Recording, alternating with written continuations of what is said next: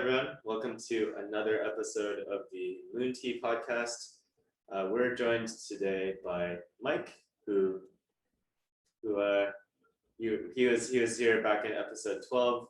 We're making this into a two-part series, and yeah, let's get into it. So I think let's just right into it. Crypto, all that stuff. Heartburn. Yeah. Crypto, blockchain, what are they? Oh God, Ethereum, Bitcoin, what are we doing? And let's hopefully we can be. The goal is to be not super confused by the end of it, but we'll see what happens. Yeah, I'll take a bet that's not gonna happen. We're gonna be so confused. Oh, and then also this is potentially an opportunity to help Dr. Mike see the value of Bitcoin as a totally great, Which is investment. at, let's see, 36.4 right now. Wow, that's great. I wish I had money. Oh, Ethereum's 23.6. And by 36.4 you mean 36,400 for Yeah. Bitcoin, and 2,300 23.66. Yeah. is for Ethereum. Yeah. What a day! Ugh, What's the killing day me. today? Today is Thursday, Friday, the 21st. 21st. May 21st. 21st. Yeah. Oh, So we goodness. just survived the crypto crash of May 2021. I don't know Bear if it's called a market. crash, but yeah, it was nasty.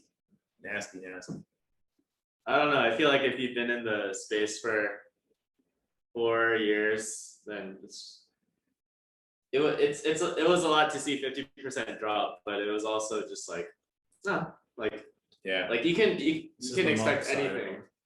I mean, Yeah. it's pretty true though. That's something that I found to be really interesting is a lot of the people who are kind of the first time around the crypto circle, it goes up, you get in on the hype, and then it goes down 30, 50, 70, 90, Yeah. 2017, and then it comes back around. But now I think it's getting more support and stuff like that, and a lot more innovations are coming out. I think it's gone from this much up and down to this much up and down, which is a massive improvement until you're riding that Yep. that lightning, you know. Exactly. Ay, ay, ay. So I've been in crypto for somewhere between 15 to 20 minutes relative to you guys.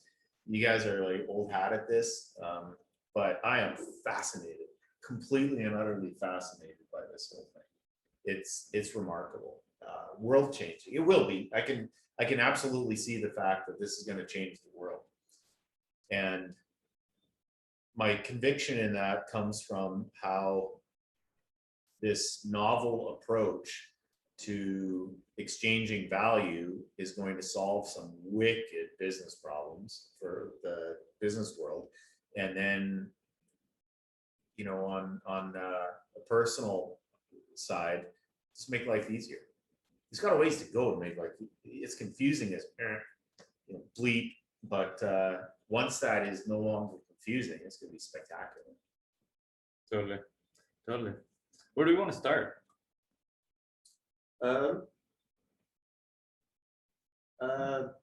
I'm kind of curious how you got interested in this space. I know with your own businesses, there are certain pain points that you have with payments and working with banks.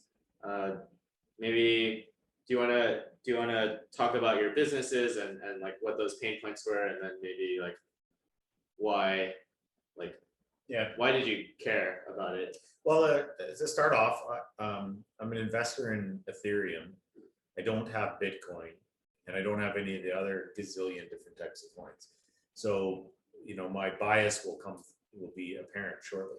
On the business side of things, it wasn't designed, like I didn't move into this for the businesses as of yet. I don't think it's mature enough or anywhere close to mature enough to roll out a crypto solution that is friction-free into an optometry clinic, like a brick and mortar business, or a billboard company, or a software company, or anything. Well, software, yeah, that's a little easier, but brick and mortar, no, it has to be friction-free.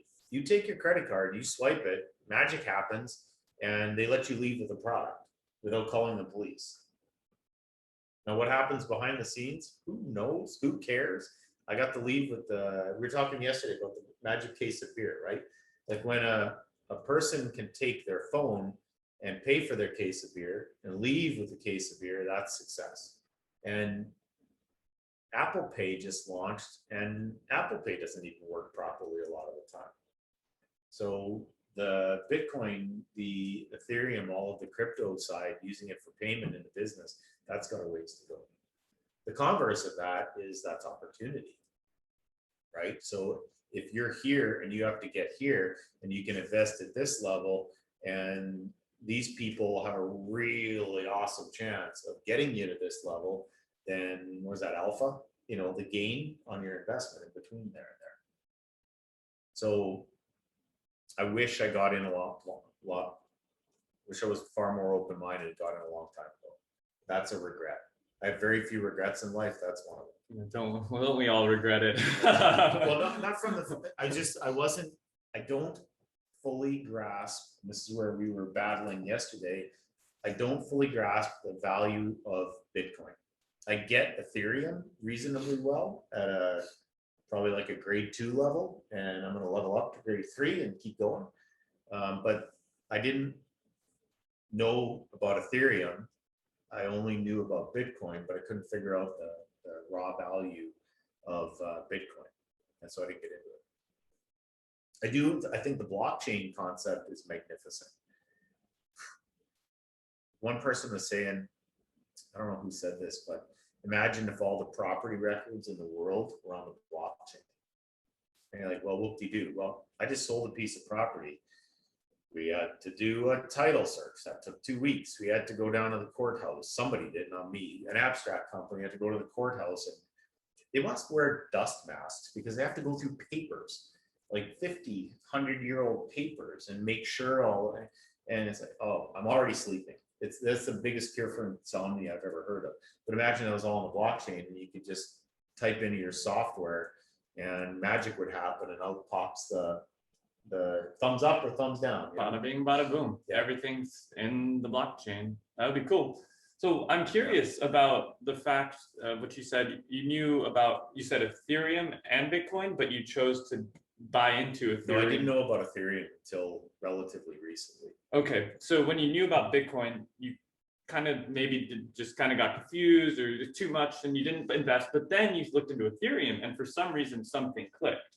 What is it that was different that made you say, oh, Ethereum, let me throw at least $1 into it and become an investor, rather than when you first heard about Bitcoin? What does it do? It has to do something. Like the crypto people are totally cool with putting money into Dogecoin, or what's the other one? The Shiba. Shiba? Oh, Is it goodness. Shiba? Let's not talk about Shiba No, at all. But Do not look that up. I don't know. I don't actually. Here's the point. You've got a thing that has assigned value to it by somebody who almost certainly is not a superbly ethical individual, and it is listed for people to buy, and then they spend their hard-earned money on it based in the conversations. If I've got 100 conversations with people, the number of folks who have done an investment or have done research on the coin that they bought, out of 100, probably about 3 to 4. So that's telling me that I just can't even imagine how many people just plug money into something because somebody told them to do it. So one of the people here bought 1 Ether because I told him it was a good idea. And I'm like, that's $2,800. And you did it standing at the front door of the hotel in 10 seconds because I said it was a good idea. What would the hell do I know? Yeah, like what do I know? You know? You're Dr. Mike, my friend. Yeah, but I'm not a financial. We are not a financial advisor. Yada yada yada yada. Disclaimer. Disclaimer. Yeah. But the reason that I looked at Ether was that as I told you guys before, I'm old enough to remember when the internet was starting up, and I got an email address, and nothing worked properly, and you could go to a website, and the website would most of the time be there, right? And most of the time it would work, and most of the time it would deliver some type of value to you, and the value sucked because it hardly did anything, right? It was a page with typing on it. And then this thing called Flash came out. Oh, like, it was incredible. Flash did things. Like, you could, I made a software product out of Flash. You could accomplish some level of like low end goal with Flash. Now, by today's standards, it sucks so bad they had to turn it off, but it was something back then. And this crypto stuff, Ethereum in particular, I looked at all of these different types of cryptos, and they, to me, mentally, they fit in baskets. Bitcoin is its own basket. There's no doubt about that. It's got a ton of advantages, and I still don't understand its value completely. The Ethereum is kind of boring. Like, up until really recently, it's just kind of been there, humming along. And then you have all of these other coins, Dogecoin, Shiba, these other ones that are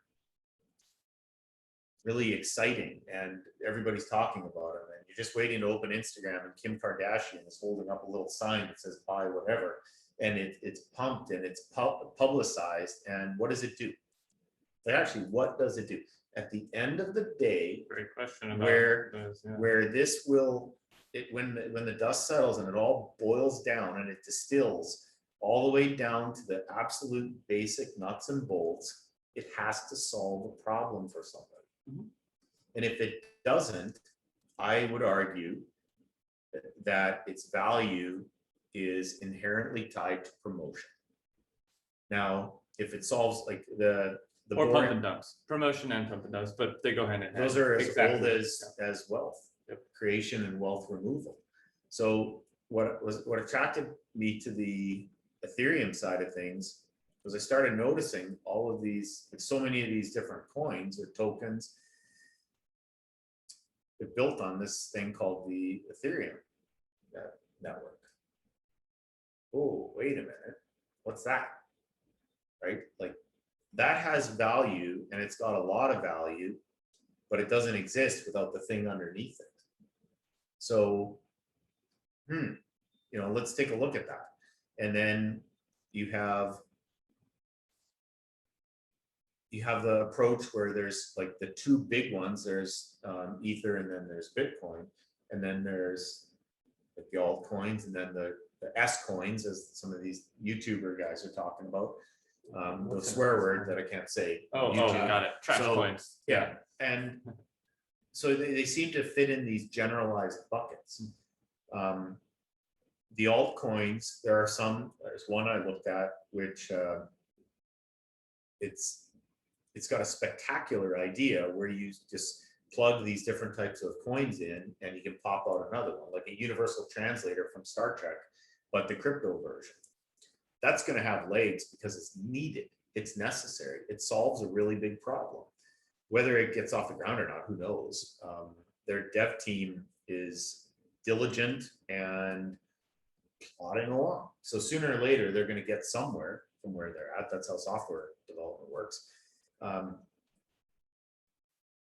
then I look at some of these other ones. Like, I've read 2 to 3 hours worth of information on this coin, this token. It's worth 200 million in market cap. What the hell does it do? I still can't figure this out. I'm a reasonably intelligent guy, not supremely, but I still can't figure this out. So should we put a couple bucks into it? Should we put a lot more money into it? No.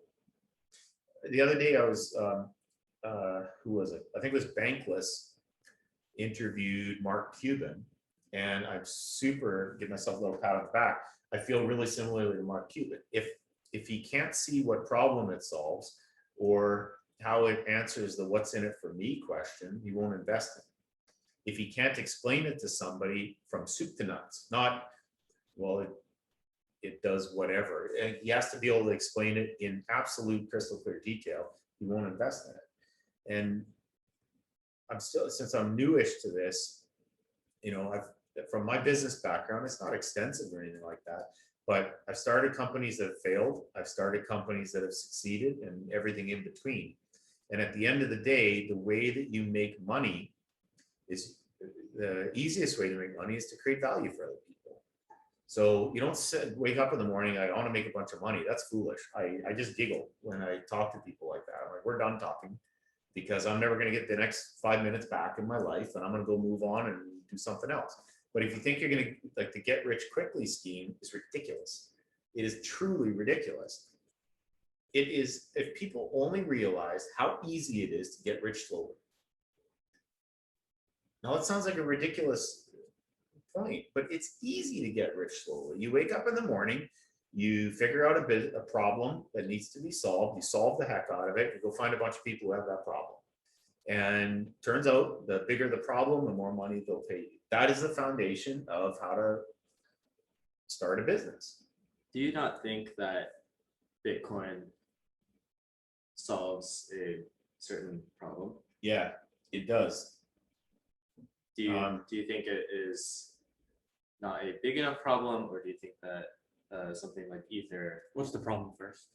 Well, I'm just saying, is there a problem that Bitcoin solves? Like, yeah, but I think they're soft right now. It's decentralized. It's currency that you can't be taken away from you. It's a bunch of things. But what does it do for me? What problem does it actually solve for me or for my business? And I don't have an absolutely crystal clear answer to that as of yet. Does it make something work faster, better, more reliably? More? The answer to that is yes. There's some yeses to that. Like, you can send me Bitcoin, I can get Bitcoin, and bing, bang, boom. Like, the payment can happen very, very quickly. Well, PayPal does the same thing. And the US dollar, God forbid the word fiat currency, like, I do get that. And part of my brain, which is way out in the future, says, yes, this is where it's going. But PayPal does the same thing for me in US dollars, or Venmo, or the one that starts with a Z. Those types of things accomplish that. What I don't see yet is I can hold a wallet on my phone, a crypto wallet, or on my laptop, and I still need a bank to, what do you call it, the on-ramp for fiat? Yeah, so I need a bank, like a physical chartered bank or licensed bank, to get the money into the magic computer or the magic phone, and I can transfer the money back and forth, and then I need a bank to get the money out. That still involves the, how is it better than PayPal? Using PayPal as an example, that's all. So I'm still struggling with that. Yeah, I would say it's tougher for the three of us to see that value proposition, just because we have access to the world's financial services, and for the people who don't have access to a bank, whole other ball of wax, right? But remember, I said, what's in it for me?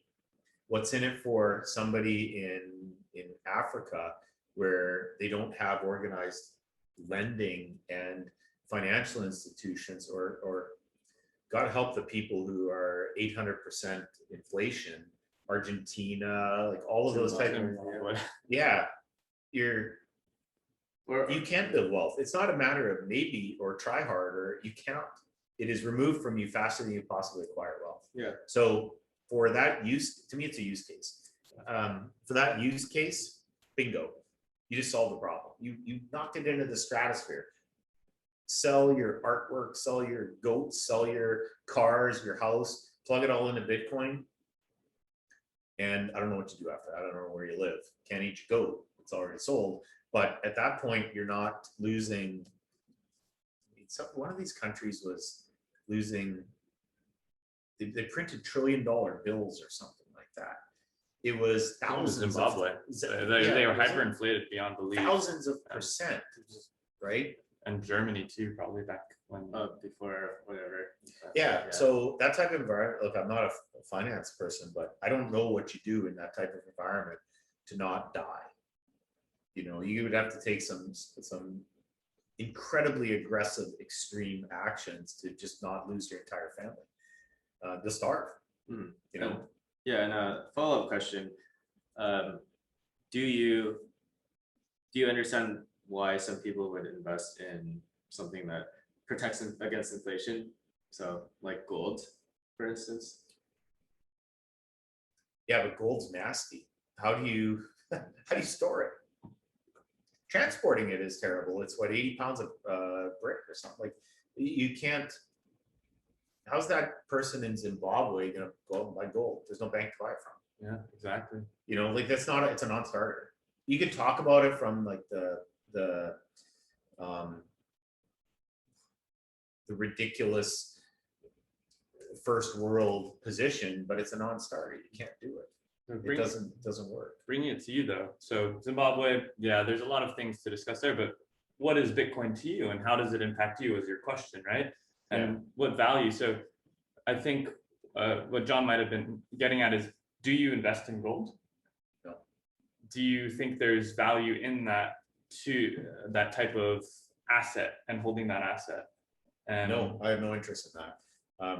The gold for me, the only thing that gold does for me is probably make motherboards run faster, or some type of the proverbial Taiwan semiconductor thing, and it works incredibly well as a filter for astronauts' face shields staring into the sun. Those are the two use cases for me. Otherwise, I don't know, and I'm quite ignorant on this, I'm sure, but I wouldn't know how that would impact the life of a regular schmo. So as someone who has been really quite successful in life and is continually growing your success in businesses, something That's that nice of you to say. I thought you were talking about me. Yeah. Something that I'm just learning about too, as I'm beginning to build my own professional career and my own personal wealth, is how do I think about storing value that I've earned, and what are the best type of vehicles for me to invest them in, right? And I think something interesting that's fascinating to me that really gripped my attention, at least, for what is the value that Bitcoin not only does for many people in the unbanked world, or the hyperinflated, corrupt government, centralized bank world. What does it do for me? The idea of a store of value that is nearly just divisible beyond belief to 8 decimal points right now. And so basically 1 Bitcoin is 1 Satoshi, is 100 million Satoshis, and a Satoshi is 0.0000001 Bitcoin. And so I didn't know that. That's cool. And so technically, so basically a Bitcoin is actually not really anything. It's really a Satoshi, and a Bitcoin is 100 million Satoshis, but we just have put that value on it and called it a Bitcoin. One day we can have a micro Bitcoin, ultra Bitcoin, etc. So with that, the thing that's curious is, this is something that I really nerd out about, is reading The Ascent of Money and books like the Bitcoin Standard, right? By Amos. And something that really opened my eyes in a certain way of like, oh, what is just currency? What is this thing in which we use to transact? Like, what is money? And why is gold, out of every asset that is there, silver, copper, any type of ore, etc., elements, why is gold that standard that was so here until, when was it, the 1970s and such, as the world's reserve currency? And something that's interesting is gold was basically immutable. You can't really copy and paste it. You can't recreate it. You can't fake it. Yeah, it doesn't degrade.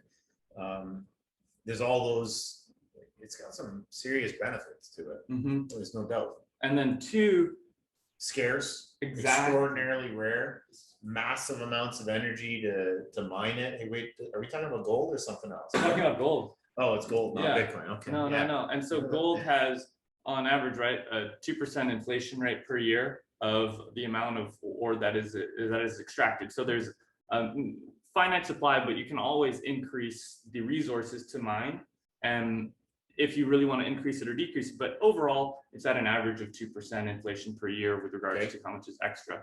And then 3, why did it become something that, in my opinion, it kind of like got debased as the currency, is because it was not easily transferable. No. Yeah. It's So the opposite of that. You need an armored car. You need people with guns. exactly. Central banks. Yeah. Exactly. And so something with that is, I'm trying to remember right now, there's like a X, Y, and Z axis to what creates a currency. Like it's a store of value, it's infinitely divisible, and it's easily exchangeable across distances. Mhm. And so gold has 2 of those 3 because it's really hard to transfer across distances. And so that's something to me that I've been looking for, something that, one, isn't as a hedge for what I'm investing my hard-earned cash with. What is it that I can trust will not ever have a governmental hand or a central bank that can just pull a lever and inflate by $1.8 trillion in an X amount of time, debase a currency by 40% in a year, and it still hasn't propagated into our society? How do I store some of my fiat, God forbid, right, in something that is arguably a hedge to centralized governance, which I truly believe has actually been a really good thing in many, many ways. So I'm not saying that centralized governance or fiat is a bad thing, but I just think about it in that picture of, how do I think about finding an asset that isn't gold, because I don't really have that ability to buy and hold gold. I don't have a safe. I may buy some gold someday, to be honest, but I don't have any gold right now. But what is something that I can purchase that isn't just a security of the gold index, that is, one, not really inflationary. Gold is inflationary though by 2%. 2, is like basically the currency thing we just talked about. So Bitcoin to me was the first time I'd ever heard of something that, 1, infinitely divisible to the 8 decimal places, 2, is instantly transferable across countries and geographies instantly. It's an abstraction on our globalized payment system and doesn't need the SWIFT or ACH or SPAY network in Mexico or whatever else. And then 3, there's it counts as a store of value, right? So, okay, I want to ask. Oh, sorry, I forgot about the inflation part. And the last part is it's deflationary. So unlike gold, which is being mined and you can always add more resources, even there's a fixed amount, you can still discover a new quarry. And you can actually be like, oh God, we just found a whole nother X supply. Right. So Bitcoin to me was that extra check mark of 21 million Bitcoin will ever be mined, ever. Finite period. I don't care about proof of work. I don't care about proof of stake right now. Let's just talk about that supply. That's baked in. That's like a rule. And the thing that I think is cool is, fun little trivia question. Do you know how many Bitcoin are currently created, mined, or in the ecosystem of that 21 million? A lot less. What's the guess? 6 million. Okay, so right now, as of today, it's about 18.5 to 18.7 million, plus or minus a million. Does that include the people that lost it? So that is fascinating. That includes the people that lost it. And if you really think about people that have had hard drives of hundreds of thousands, there's estimated, from what I've read, about 3 to 6 million Bitcoin that will and forever be lost. Like 3 million right now, up to 6 million is the guesstimate to 2140, where the last Bitcoin will ever be mined, or but a whole bunch is gonna be lost between now and then. Exactly. So if we're just saying that, right, 18.5 million. That's the deflationary part of Bitcoin. Yeah, and that's it's informally deflationary because people do crazy things. Yeah. So here's what I'm wondering. With Bitcoin having all of that value and all of these things, this reads to me like a marketing brochure. That somebody wrote a marketing brochure saying that I, Mike Neal, declare from the mountaintops that this thing that you can't hold, can't touch, can't taste, can't eat, can't sniff, has value. Here's how much the value is. But how does it have value? Well, because I just told you it does. And because someone else is willing to pay that much for it. Right. So, which is totally different, because if you tell me it has value and I'm like, okay, great, what can I do with this? I can't do anything with it, but somebody else is willing to pay me for it, to give it to them, that obviously helps. What I don't understand is, for most of the world in the traditional banking industry, does it have enough advantages to knock out the traditional method of paying for things or storing value? And I think that's a continuum. It's not a yes or no answer. If you're in a traditional banking industry without hyperinflation, it's a much harder use case. If you're in Zimbabwe, you're like, man, I'll buy rays of sunshine if you can put them in a bottle for me, and we're all good. If I can buy shampoo. Yeah, exactly. Like anything would have been better than that. So that I see as like a not a demand continuum, but perhaps a desire continuum, all the way from give me what you got, I'll take every amount of it, to this is marginally competitive to what I have now. Yeah, You know? yeah. I have 2 points in response to totally great question. The first is, I don't think it needs to replace traditional banks. They work totally fine. Credit cards work totally It won't, fine. whether they wanted to or not. It's not going to work like that. Yeah, like They won't go willingly. yeah. If we're buying coffee, am I gonna want to spend $50 for a Bitcoin transaction to buy a $4 coffee? Like, no, that's dumb. Yeah. So the expectation is not that we're going to completely reinvent financial services, although I think parts of it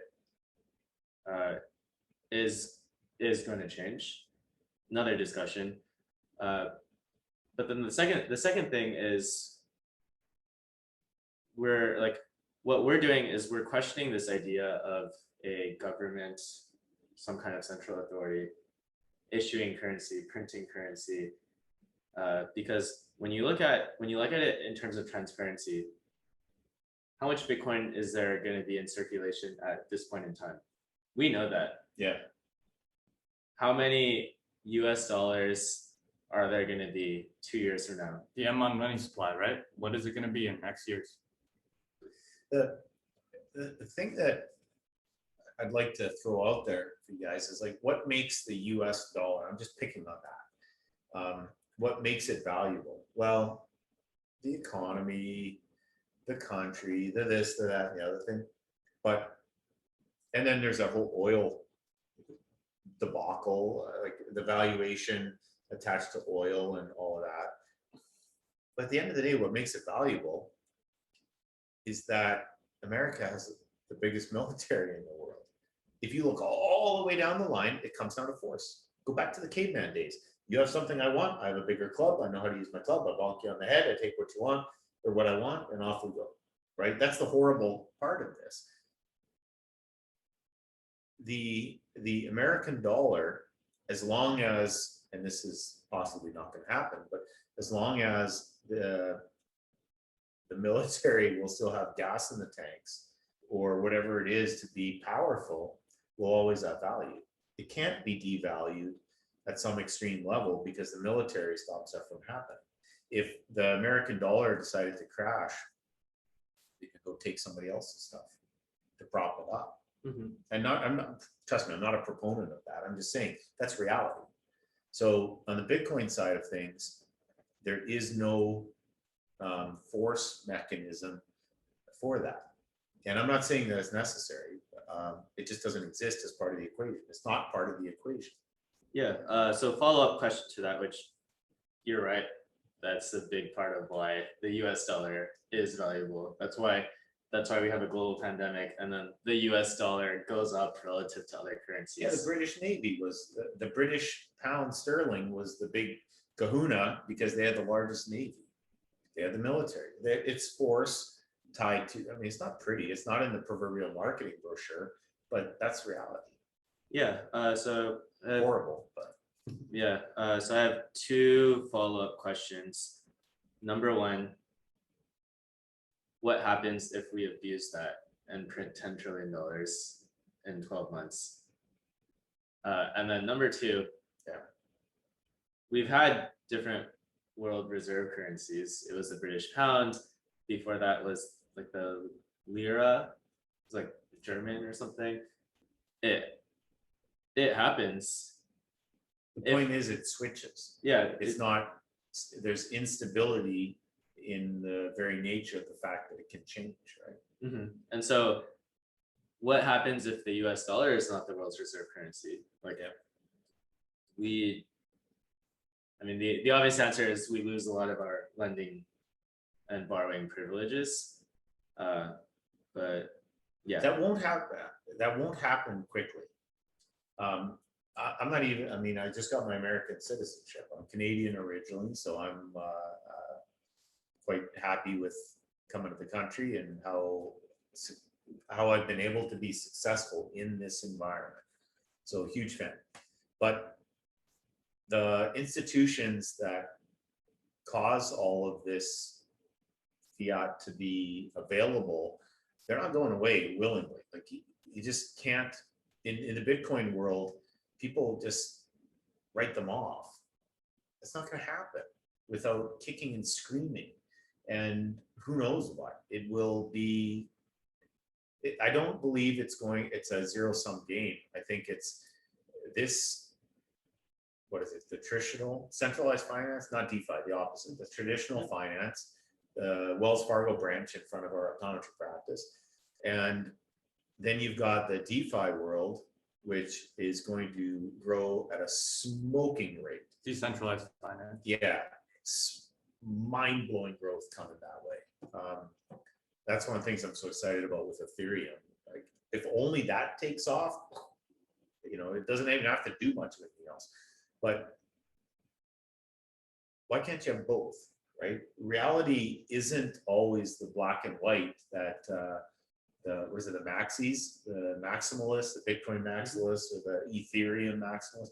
There's all kinds of shades of gray. And I'm not usually a person to think in terms of the shades of gray, but they're not going to go away voluntarily. And on the other hand, you look at, for humanity, you've got the use cases. So why do I still, God help me, bank at Wells Fargo? Because I have a bank machine. Real green bills come out of the bank machine, and they make me be a member in order to get those real green bills out. And everything they do to switch a bank is so inconvenient. I would rather do virtually I'd rather clean toilets than switch a bank any given day. It's horrible. So how does the Bitcoin and the crypto community look at this problem and say it's all or none? I don't understand that. I just want to clarify that I am confident, or I've done research to be confident in the long-term potential of Bitcoin and crypto, and I am personally invested some in Bitcoin, but I don't necessarily see Ethereum as not a part of that. And for me, it's just, I like, Bitcoin makes a lot more sense to me. For me, the holdup with Ethereum was a few things. Like, the first was that there's no limited supply. That may change with the upcoming update and the change to proof of stake. Which kind of leads me to the second point in my head. It will change, but it's not there yet. It's not there yet, right. and it leads me to my second hesitation. And it would actually have to occur in order to.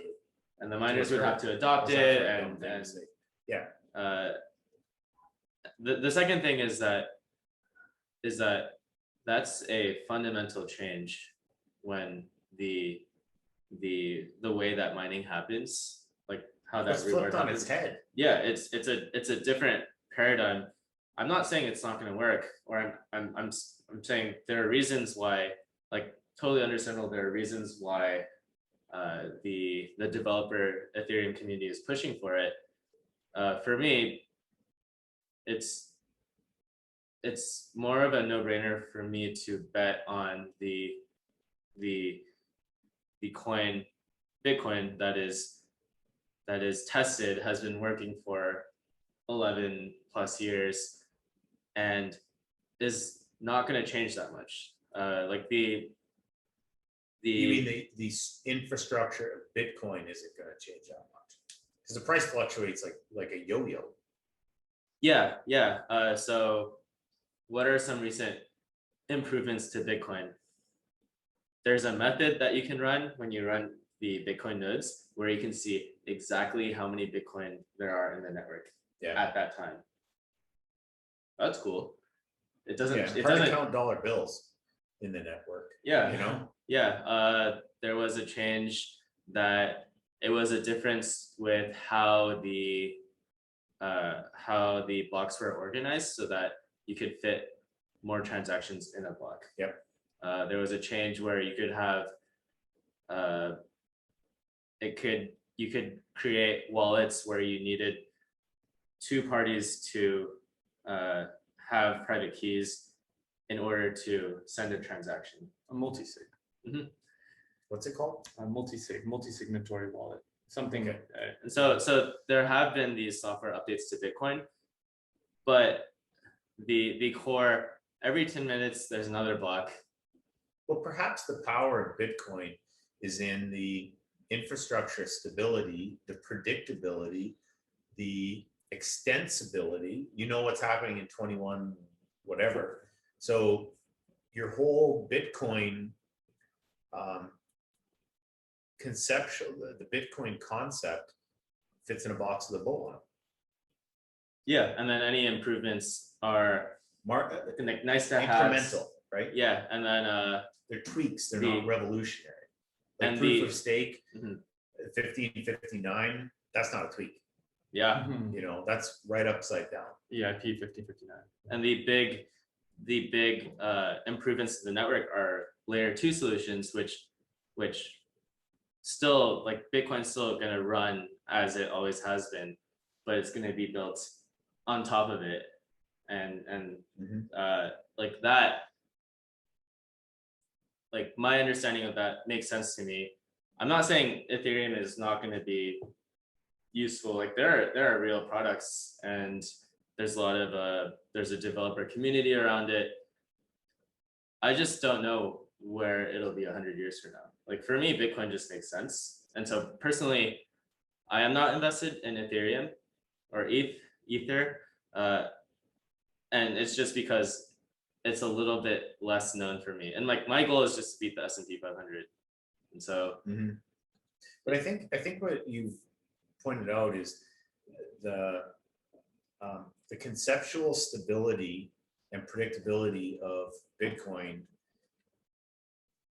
The rarity has some level of value to a lot of people, and maybe that's the foundation of the store of value, because you can predict where this is going to be at. You can't predict the price, but up until recently, you can predict it's going up. However, almost everybody that I've talked to who has Bitcoin could absolutely care less about the price. Like, I'm talking about could care less, because over time, they're all convinced it's going up. And the supply is fixed at a maximum level. It is lost all the time by people throwing their laptops into the garbage. So it's not deflationary like Ethereum will probably end up, but it kind of is, because there's less and less and less of it. So what's the difference? It's nomenclature. You say potato, I say potato. You want to know one other extra fun thing? What? Do you know about the halving? A little bit of that, yeah. So that's like the 4-year cycle, right? So that's the whole next ball of wax with that. But that's what it does, and it fits in a box with the bow on it. On the Ethereum side of things, it wants to be the store with all the boxes with all the bows. And you open the box, and there's a new thingy in there, a new dApp that does something, and it is valuable enough that people would pay to walk out with that box with the bow on top of it. They're two different things. Like, they're two completely different use cases. You buy Bitcoin, you keep it, You do absolutely nothing with it. You don't think about it. You don't obsess about it. You don't do any of that stuff. It just is. And on the Ethereum side of things, you pay a stupid amount of money for the gas fees because it's fundamentally not working not working like it in an optimal fashion. And you got all these developers who are frantically banging out the code to stop that from happening and make it cheaper. And then they're going to the proof of stake instead of work, where you're not going to have to employ an entire hydroelectric dam to mine all of this stuff, right? Like, thank God for that. And then you have to convince a whole bunch of people that there's enough value in it to stake the money, to provide the security for the blockchain. These are apples and oranges. And why is an apple so much better than an orange? Because I like apples better. You like oranges better. Who cares? They're both fruit. Like, I take them both. I buy them both and I eat them both. not at the same time. I'm invested in both at the same time. Yeah. So there's something that you brought up that's really interesting to me about that whole point is why Bitcoin if Ethereum is this amazingly innovative and building yada yada and has so much going on for it. Well, that's why my dumb money has flowed into Ethereum instead of Bitcoin. I think that in all likelihood, what my entrepreneurial gut says is if you can get into Ethereum at what was like 3,000 up until the flush from a couple days ago. So let's pick a number, 3,000 versus what was 45,000 on Bitcoin.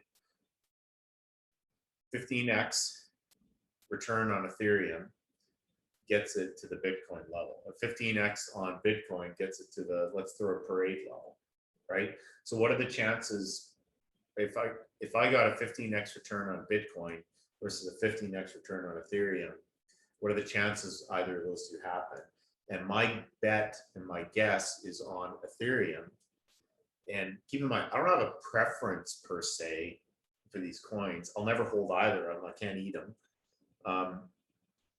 The Bitcoin is to me, a specialist use case that is incredibly specific and incredibly successful for achieving an extremely narrow goal, extraordinarily narrow, which is buy it, hold it, go up.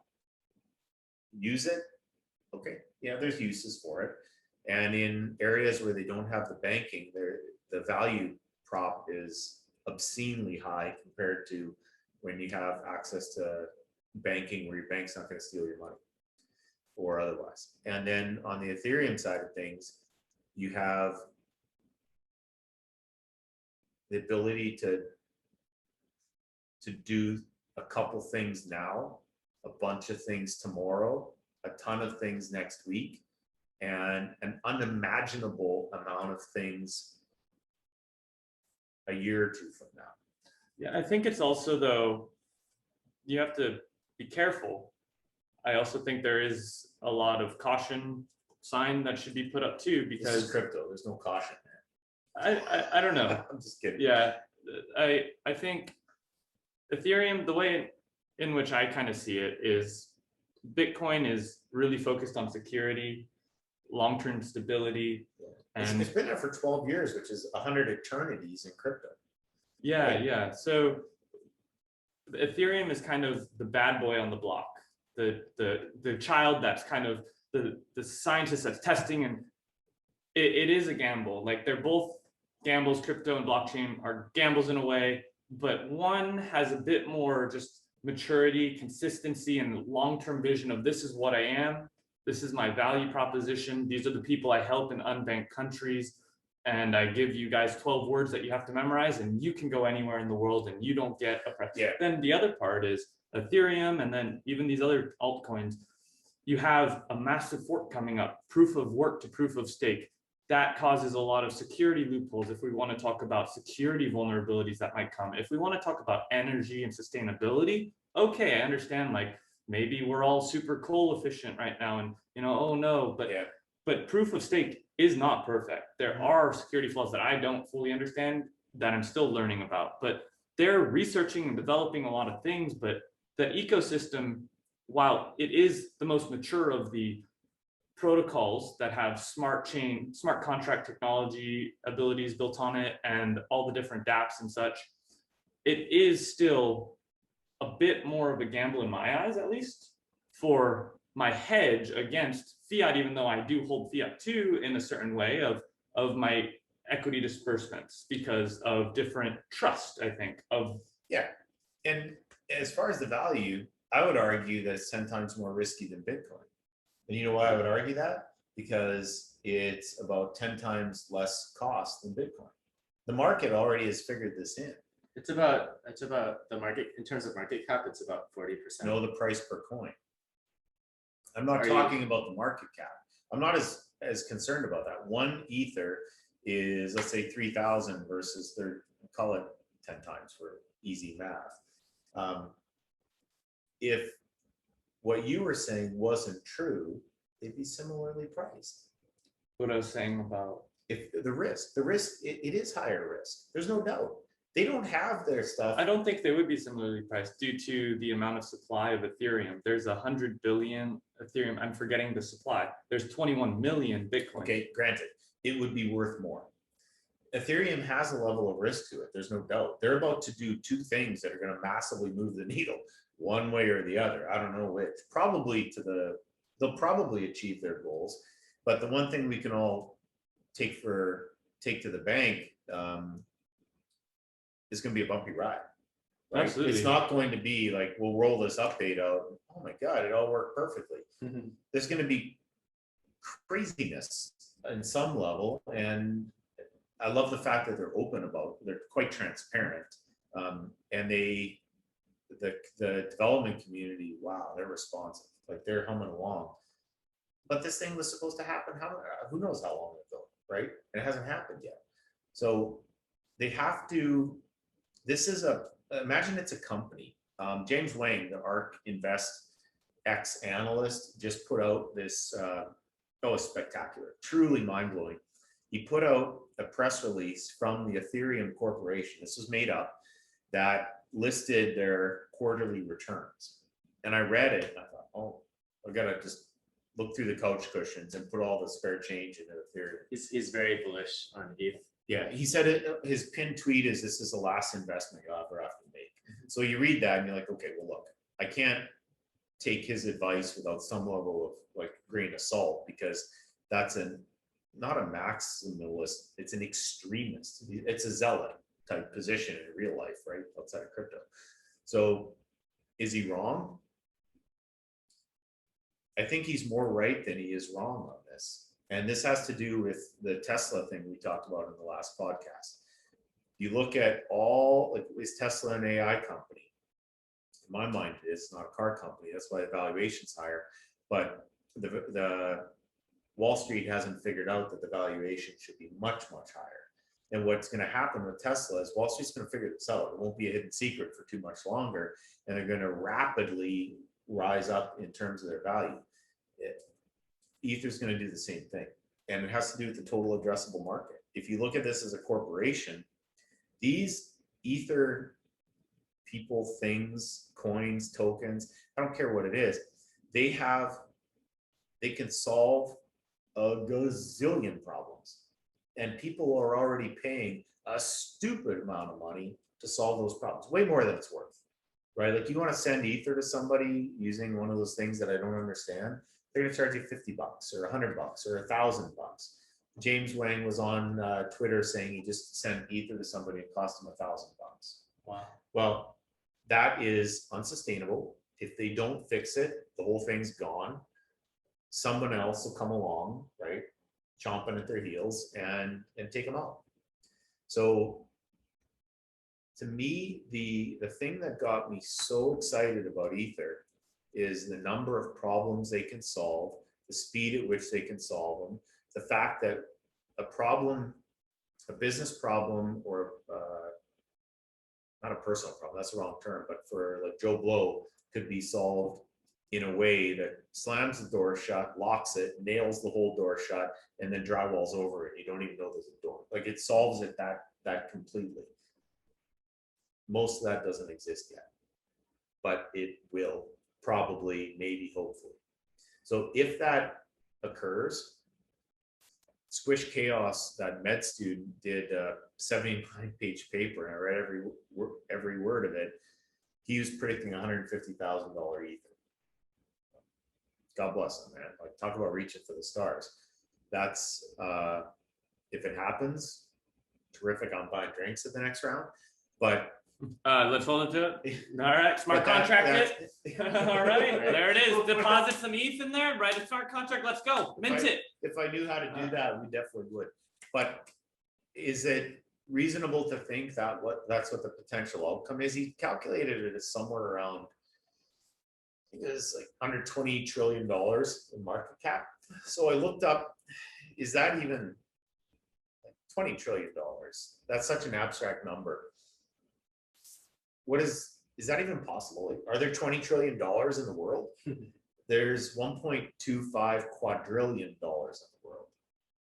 I don't know what a quadrillion is. It's substantially more than a trillion. So is that number ridiculous?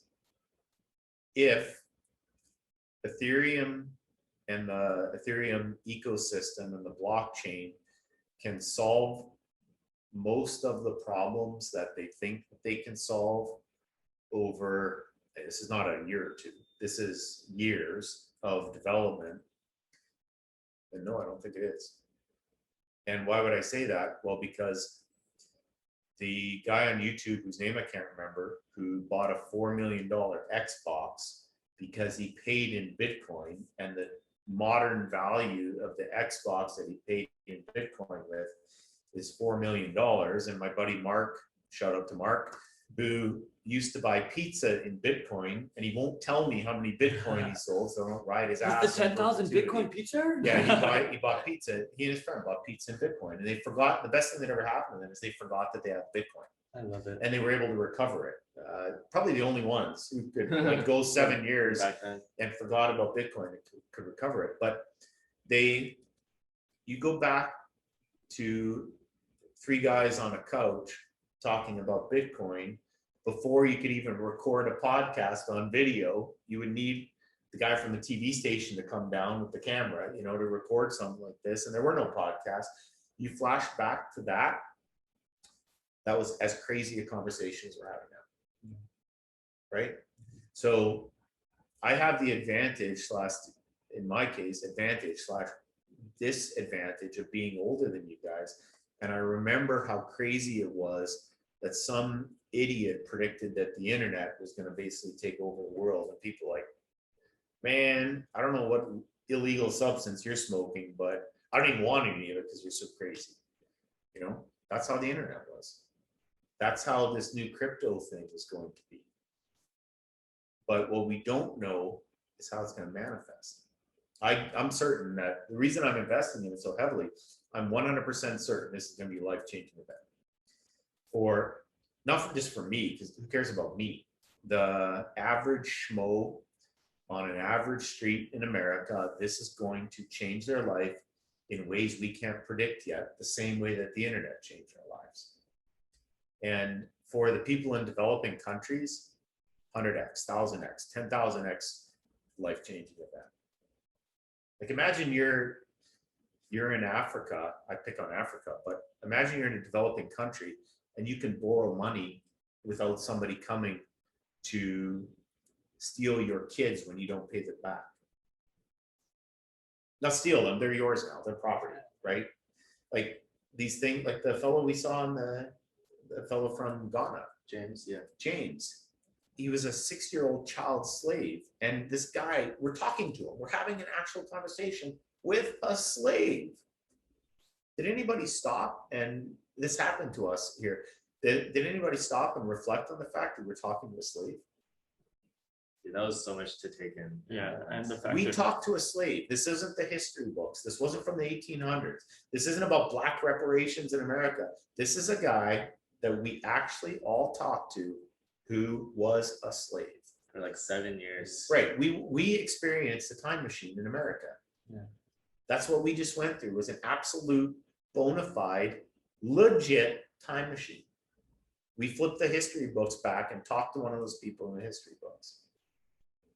So our reality of this financial institution stuff and his reality were separated by about 150 years. And that's what we just went through. So I'm looking at this crypto universe and saying that for the developing world, it's flip-flopped. It's the upside down pyramid. The developing world has less of a need for it. We're using it to store wealth. What a terrific problem. We have wealth. What the hell do we do with it? These guys are trying to figure out how not to die by Friday. Now they can use it for things that we not only don't care about, we absolutely take for granted, right? There's enough food in that fridge over there to feed a family for who knows how long. And most likely when we leave, it's going to be given to whoever's driving because we don't want to throw it away. So when we apply the first world viewpoint on this crypto, it's so much for the wealth creation / wealth expansion. It's really what it is. We're all wealthy compared to everyone else in the world anyway. And on their side, it will lift them out of poverty if they, if they have their act together, right?